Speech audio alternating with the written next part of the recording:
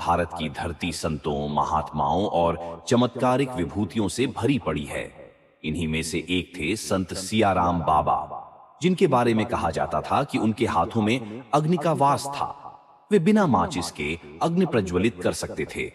मां नर्मदा की कृपा से वे न केवल सिद्ध संत थे, बल्कि उनके जीवन में ऐसे चमत्कार जुड़े थे जो किसी को भी अचंभित कर सकते थे। खरगोन जिले के तेलिया भट्टी क्षेत्र में स्थित उनका आश्रम श्रद्धालुओं के लिए आस्था और शांति का केंद्र बना हुआ था। बाबा सियाराम को इस युग में हनुमान जी का अवतार माना जाता था। भक्तों का विश्वास था कि वे केवल साधारण संत नहीं, बल्कि करुणा, प्रेम और भक्ति की मूर्ति थे। जो भी उनके धाम में जाता, उसे अनंत शांति का अनुभव होता। लेकिन सवाल यह उठता है, कौन थे बाबा सियाराम? उनका जीवन कैसा रहा और कैसे उन्होंने इतनी अद्भुत सिद्धियां प्राप्त की? बाबा सियाराम का जन्म महाराष्ट्र के मुंबई में हुआ था। बचपन में ही उनकी शिक्षा सीमित रही और उन्होंने 7-8वीं कक्षा तक पढ़ाई की। जीवन यापन के लिए उन्होंने सेठ साहूकारों के यहाँ मुनीम का कार्य शुरू किया, लेकिन नियति ने उनके लिए कुछ और ही तय कर रखा था। एक दिन एक साधु के दर्शन ने उनके मन में वैराग्य का बीज बो दिया।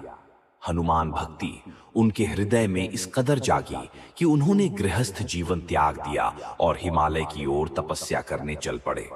कितने वर्षों तक उन्होंने कठोर तप किया, ये कोई नहीं जानता। लेकिन जब वे वापस लौटे तो उन्होंने खरगोन के तेलिया भट्टी क्षेत्र को अपनी तपोभूमि बनाया और वहीं बस गए।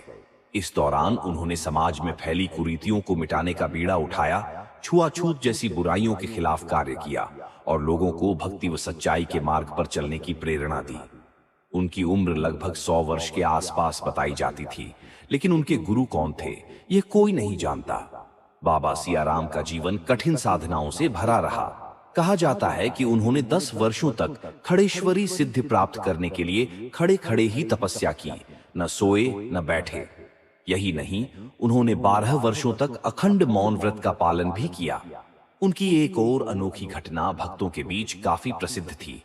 एक बार मां नर्मदा में भीषण बाढ़ आ गई और पानी उनके नाभि तक पहुंच गया, लेकिन बाबा अपनी जगह से 1 इंच भी नहीं हिले।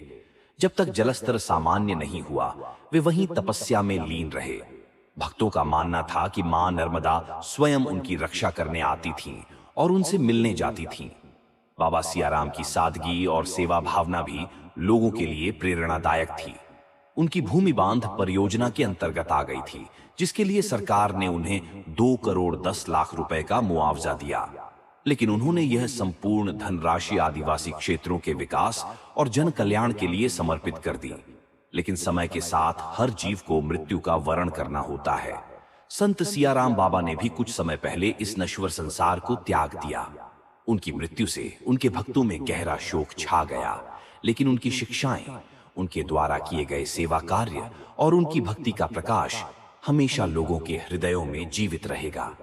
संत सियाराम बाबा का जीवन किसी चमत्कार से कम नहीं था। उनके बारे में सुनकर किसी के भी मन में उनके दर्शन की लालसा जाग उठती थी। अब भले ही वे इस संसार में नहीं रहे, लेकिन उनकी यादें, उनके विचार और उनकी आध्यात्मिक शक्ति हमेशा भक्तों के साथ बनी रहेंगी।